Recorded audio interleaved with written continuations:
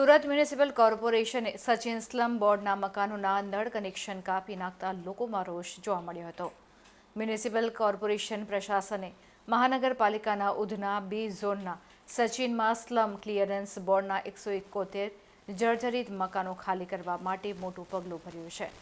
લોકોના વિરોધ વચ્ચે સુરત મ્યુનિસિપલ કોર્પોરેશને ચુસ્ત પોલીસ બંદોબસ્તની સાથે અહીંના 171 ઘરોના 800થી વધુ ઘરના પાણી પુરવઠોને બંધ કરી દેવામાં આવ્યો છે।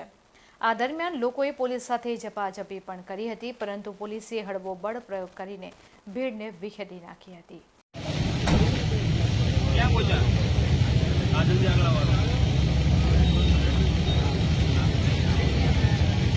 તો આપ સૌનો ફરીથી હું